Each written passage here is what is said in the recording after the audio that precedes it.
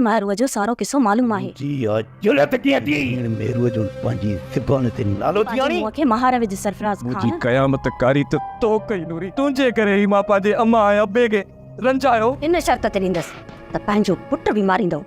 इशरत मां चाहे थो अरमान इहो आहे त तव्हांजे रोकण सबबु सरदार जा ॾंद खटा न करे सघे। अस्सलाम वालेकुम दोस्तों, ड्रामा सीरियल चंड ग्रहण जी अचण वारी किस्त जे बारे में ज़बरदस्त मालूमात ॾींदा आहियूं। दोस्तों, मां तव्हांखे पोई किस्त में वाज़े करे ॿुधायो हुयो, शायदि कुछ व्लॉग ते पूरी हिकु 8 मिनट जी वीडियो में मूं इहो ॿुधायो चंड ग्रहण में फिज़ा जेकी आहे उहो सरदार जी साईं सरदार जी भाइटी आहे।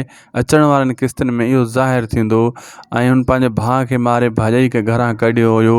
जॾहिं उनखे भाॼाई ख़बर पवंदी त जेको नवरोज़ आहे उन जो पुटु आहे त पोइ वॾो क्रोध थींदो। तव्हां ॾिठो बिल्कुलु हाणे त नवरोज़ पाण ॿुधाए छॾियो पंहिंजी मतिलबु फिज़ा जी माउ खे त मां फलाणे जो पुटु आहियां सरफराज़ खान जो। अहिड़े हिसाब सां ऐं हुनखे ख़बर पइजी वई सरफराज़ उहो आहे जेको जंहिं मुंहिंजे मतिलबु मुड़ुस खे मारियो। अचण वारी किस्त में इन जी मुलाक़ात थींदी ऐं जॾहिं रिश्ते जूं ॻाल्हियूं थींदियूं उहे हिक ॿिए खे सुञाणे वठंदा त चवंदे तूं त मुंहिंजी भाॼाई आहे, हो चवंदो तूं मुंहिंजो जेको आहे ॾेर आहे जंहिं मुंहिंजे मुड़ुस खे मारियो मिल्कियत जे करे।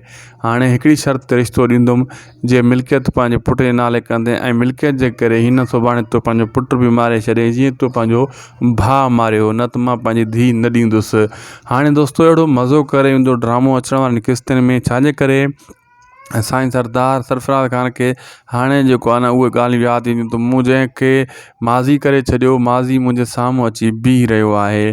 ॿिए तरफ़ त सनम जो जेको आहे तव्हां ॾिठो त बदिली कराए छॾी साईं सरदार, जेको उन सां अटकंदो आहे उहो बचंदो कोन आहे।